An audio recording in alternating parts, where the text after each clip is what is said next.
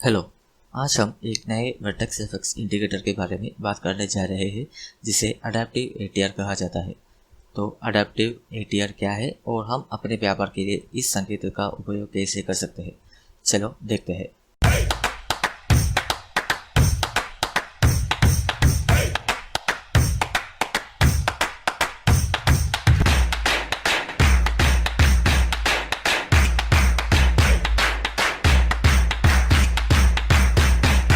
सबसे पहले हम आपको दिखाते हैं कि इस संकेत को कैसे डाउनलोड और इंस्टॉल करना है।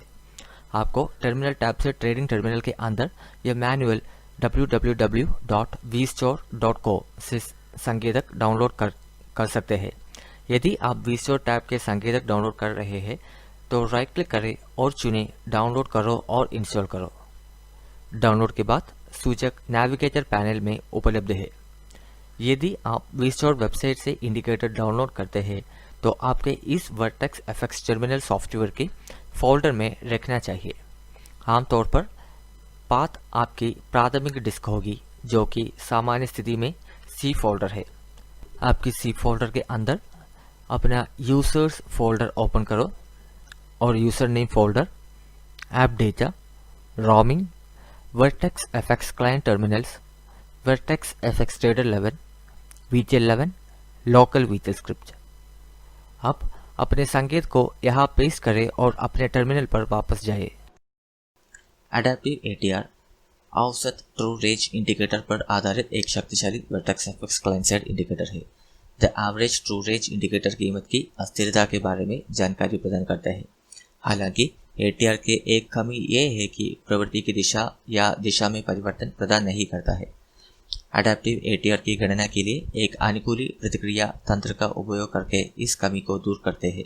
मूल एटीआर गणनाओं के लिए उच्च, निम्न और बंद कीमतों का उपयोग करता है, जबकि अडैप्टिव एटीआर केवल उच्च और निम्न कीमतों की उपयोग करता है। अगले चरण में हम इसके पिछले औसत मूल्य से औसत मूल्य के अंतर की गणना करते हैं। सिग्नल प्रोसेसिंग की अवधारणाओं का उपयोग करते हुए शोर कारक की गणना इस अंतर के आधार पर की जाती है। अंत में हम निर्दिष्ट एटीआर अवधि पर संचित अंतर से शोर को घटाते हैं। जब अडैप्टिव एटीआर बढ़ रहा है तो तात्पर्य यह है कि प्रवृत्ति मजबूती के साथ जारी है।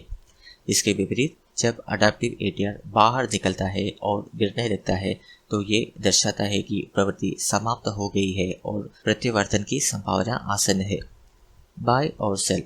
जब अडैप्टिव एटीआर इंडिकेटर नुकीला हो गया है और मूल्य गिर रहा है या बाहर निकल गया है तो बाय दर्ज करें। निकटतम स्विंग लोअर के नीचे स्टॉप लॉस रखें।